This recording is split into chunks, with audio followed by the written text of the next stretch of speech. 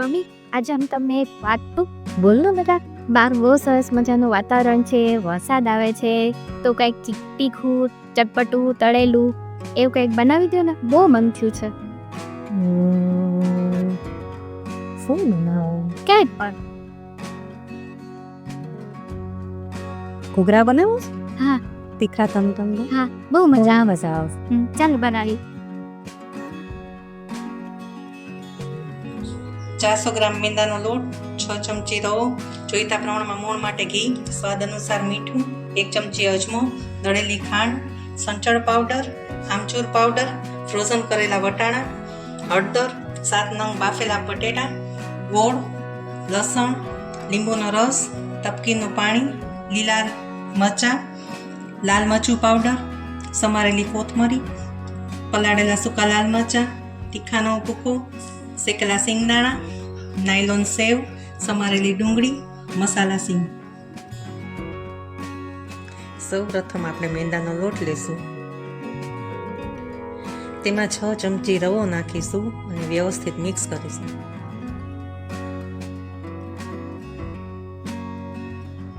હે મમ્મી, તમે આ મેંદાના લોટમાં રવો કેમ નાખ્યો? એ બહારનો પણ ક્રિસ્પી બને એના માટે. બરાબર. હવે મૂણ માટે જરૂરિયાત મુજબ ઘી નાખશું અને વ્યવસ્થિત મૂણ આપશું.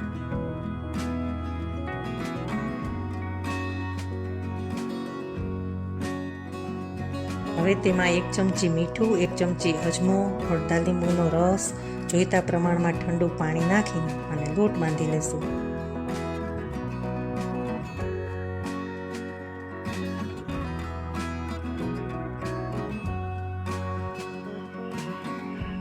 હવે મમ્મી તમે આ મેંદાના લોટમાં લીંબુ કેમ નાખ્યું? એ ખબર છે પડ ઉપર બબલ્સ જેવું થઈ જાય એ ન થાય એના માટે. બરાબર, એના માટે. હવે તેમાં 1 ચમચી તેલ નાખી લોટને મસળી લેશું. હવે આપણો લોટ તૈયાર થઈ ગયો છે, તેને 10 મિનિટ આપણે રેસ્ટ આપીશું. હવે આ લોટને આપણે 10 મિનિટ સુધી રેસ્ટ આપશું. ત્યાં સુધીમાં આપણે સ્ટફિંગની તૈયારી કરી લઈશું.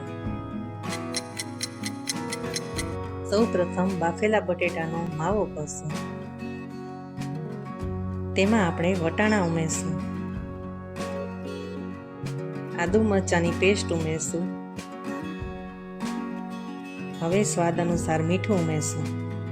હવે તેમાં હળદર, લાલ મરચું પાવડર, આમચૂર પાવડર, દળેલી ખાંડ, સંચળ પાવડર, શેકેલા જીરાનો પાવડર, સમારેલી કોથમીર અને ગરમ મસાલો નાખી વ્યવસ્થિત મિક્સ કરશું.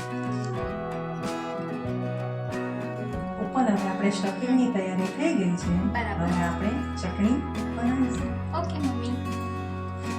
સૌ પ્રથમ આપણે ગ્રીન ચટણી તૈયાર કરીશું. સૌ પ્રથમ શેકેલા સિંગદાણા, લીલા મરચાં, લીંબુનો રસ, અડધી ચમચી હળદર, મીઠું, 1 ચમચી તેલ નાખીને મિક્સરમાં પીસી લઈશું. હવે આપણી ગ્રીન ચટણી તૈયાર છે. હવે આપણે લસણની લાલ ચટણી તૈયાર કરીશું. તેમાં આપણે 10-12 કળી લસણ, 3 થી 4 સૂકા લાલ મરચાં, લાલ મરચું પાવડર, મીઠું અને જરૂરિયાત પ્રમાણે પાણી નાખી પીસી લેશું. હવે લસણની લાલ ચટણી આપણી તૈયાર થઈ ગઈ છે. હવે આપણે આંબલીની ચટણી તૈયાર કરીશું. હવે આપણે આંબલીને બાફી તેનો રસ કાઢી લેશું. તેને એક પેનમાં ગરમ કરવા મૂકશું. તેમાં સ્વાદ અનુસાર ગોળ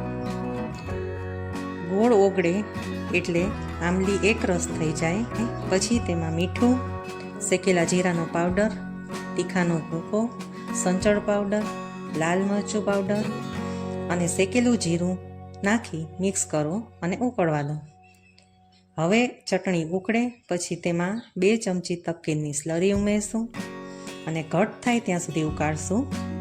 હવે આ ચટણીને રૂમ ટેમ્પરેચર ઉપર ઠંડી કરવા રાખશું.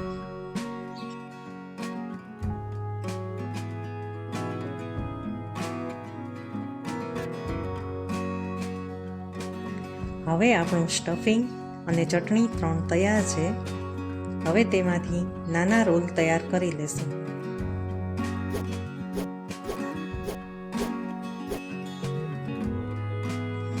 હવે આપણે પડ માટે મેંદાના લોટમાંથી મોટી રોટલી વણી લેશું.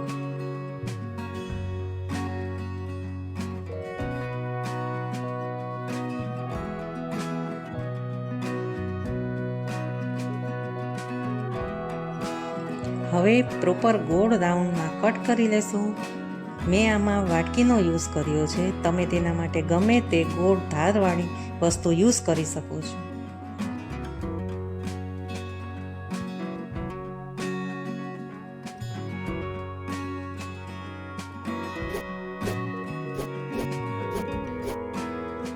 પડની કિનારી ઉપર આપણે પાણી લગાડી લઈશું.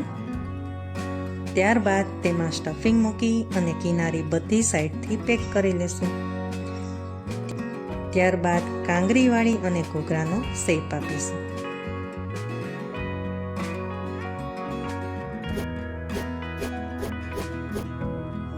ત્યારબાદ તેને મીડિયમ ટુ સ્લો ફ્લેમ ઉપર ગોલ્ડન બ્રાઉન થાય ત્યાં સુધી તળી લેશું. આ ઘૂઘરા જેટલા ક્રિસ્પી બનશે તેટલી ખાવાની મજા આવશે.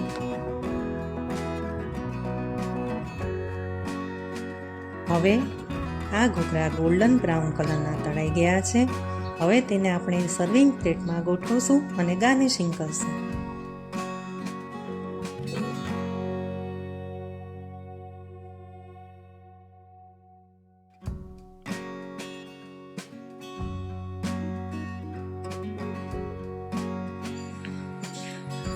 દાદા વાનગી બનાવી છે ચાખીને શું કેવું? બનાવ્યું તમે?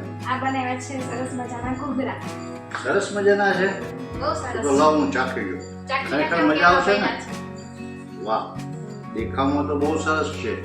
સ્વાદ Taste કેવો છે એ પણ જોઈ લઉં ને હું. એમ નેમ થાય કે આખું ખાઈ જવું. હો. ખાઈ જાઓ. વાહ, સરસ તમે બનાવો છો. અને ઘૂઘરા કહેવાય. વાહ, આ તો મારા પસંદગીની વસ્તુ તમે આજ મારા માટે લાવ્યા. શું લાજવાબ ઘૂઘરા બનાવ્યા છે. બહુ વાંધો નહીં. તો તમને અમારી રેસીપી ગમી હોય તો લાઈક કરો, શેર કરો અને સબસ્ક્રાઈબ કરો અને બેલ આઇકન દબાવવાનું ભૂલશો નહીં.